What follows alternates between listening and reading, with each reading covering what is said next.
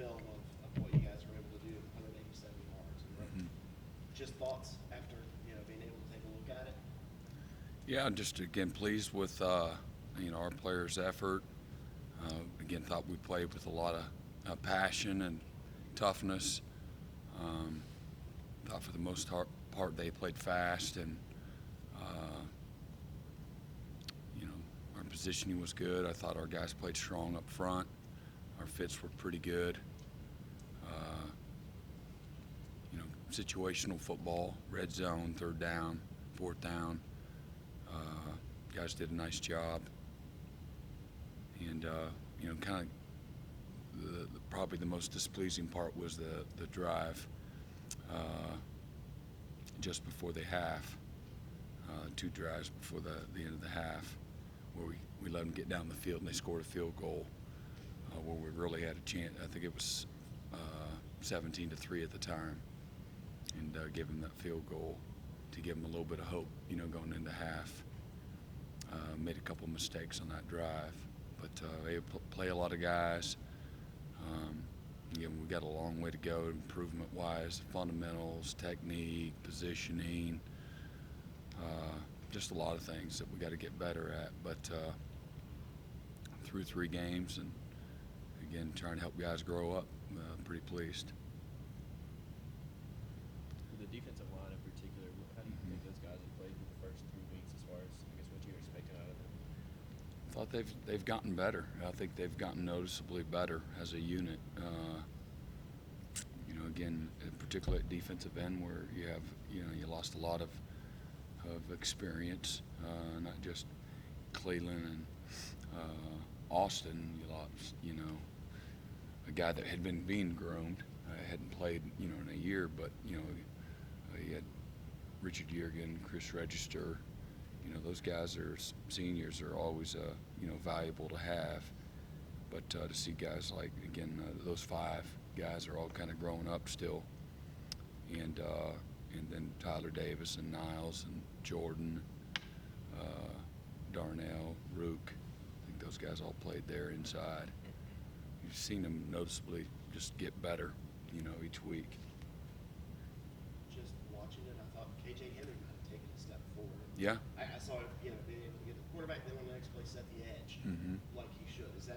Are you seeing that continue? Yeah, learning how to be a really good D end, and how to be physical and fundamentally sound, and put your eyes where they belong, and keep your nose over your toes, and play with bent knees, and not look in the backfield. Just trying to, again, just learn how to be a disciplined player, and he's done a nice job of that. Really noticeably from where we were in the spring to where we were at the beginning of camp to where we were at the end to now where we are through 3 games. He's done a nice job, getting better. Seeing Xavier Thomas kind of do the same, Justin Maskell do the same. So. What goes into a unit having a couple of those big-time goal line stands like you did against Georgia Tech, this time against Syracuse, in situations where the team's going to score like I think 90% attitude, belief, confidence, those 3 things, just to be a good competitor in anything. I think those are great qualities and traits to have. Having the right kind of attitude, some mindset. They come down here, we hold them to field goals. We, force a turnover, get a 4th down stop. And so it's got to come with attitude, as opposed to, oh man, we got the ball down here. They're gonna score. It's easy points. So I think just having the right mindset and the attitude, and then the belief. You can, patient and play it one play at a time. You can have success, and it takes a lot of toughness and courage to do that too. We talked about everybody who you lost coming into this season. Did you see maybe this kind of attitude on I think that's developed. I mean, it's easy if you sit there, oh yeah, we knew it all along. I didn't. Yeah. That's developed. They decide on what that's going to look like. And we're still, again, a work in progress. We really are. You got to keep everything in perspective, whether it's Georgia Tech and their new staff and option football, trying to be a spread, to, Syracuse and the struggles they're having maybe up front, and have a new quarterback. You got perspective, So, but our guys have the right mindset. We got good leadership, and we got a group of guys that care, that play really hard, that let you coach them hard. So this has been a fun group in itself too. Last year was fun because even though they were veteran and experienced guys, they still had a humility to them, and let you still coach them. There's ownership, and so far so good, and through 3 games. You got to be pleased about that leadership developing too, because obviously you had. Yeah, we your lost a lot of great outsized leadership. defense. Yeah. Great leadership. That particularly Trayvon Mullen was a great leader in the secondary, and then Trey and Kendall, JD and Judah, and Jalen. There's 5 guys, and we had Shaq was a really good leader. Shaq was, for a guy that hadn't played, probably our best leader for a guy that hadn't played as much.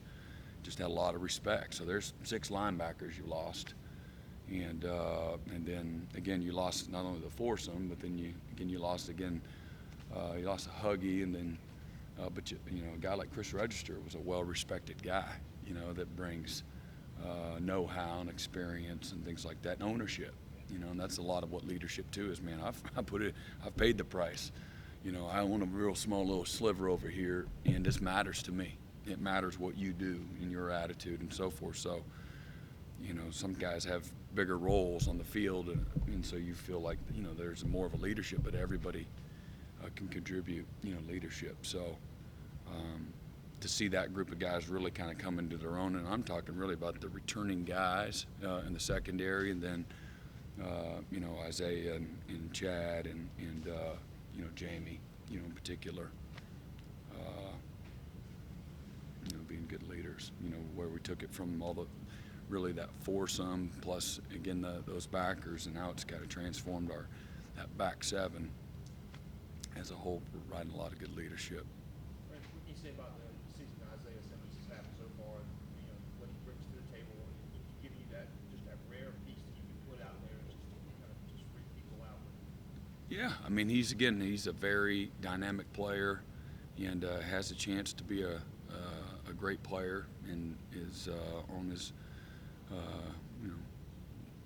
You got to do that for a whole year, see if that's what you can become. But he gives you a lot of versatility. He's long, he's athletic, his football IQ is really improved. And now, again, just trying to just still polishing and working to clean up fundamentals and techniques and things of that nature to help him become a great player. But his work ethic is terrific. I think he took more snaps than anybody on the team in the game, so he's got a lot of durability as well with his role in special teams, and then his role as a player. You could do a lot of different things with him. Mario played most of the second half. How do you think he played? He did very well. Yeah, he did very well. Mario really showed up, played well. Made the most of his opportunity. Not really displeased with any part of what he did when he got in there. When you sit down on Sunday with a blank slate to devise a game plan for the new opponent, do you have fun with that aspect of it? Do you get enjoyment out of putting together a scheme? Yeah, it's there's strain involved, and you enjoy that part until you get it worked out. There's a lot of strain, and then you got to get everybody. Staff-wise, we all, collaborate and do it together. And then you got to get, your players to be able to understand what you need to do in order to win. You don't need to reinvent the wheel, but you got to, give your players the best chance to be successful. And so, there's enjoyment, especially when it works. But that's a daily challenge. It's a way to be competitive, as a person. I get to come to work and be competitive every day.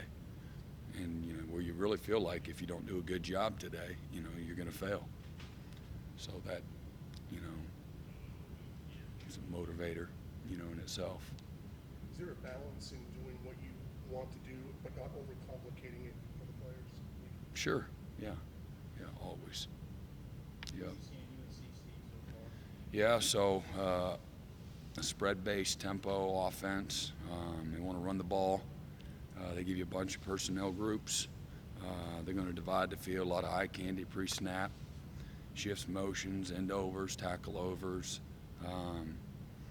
They've got really good running backs, a good quarterback that's athletic, throws the ball with good touch and accuracy, can run around. They have designed quarterback run game, and good receivers. Number one is a really good player. Running back has excellent. LeMay, he's got excellent instincts. He's strong, powerful. He looks like Maurice Jones-Drew.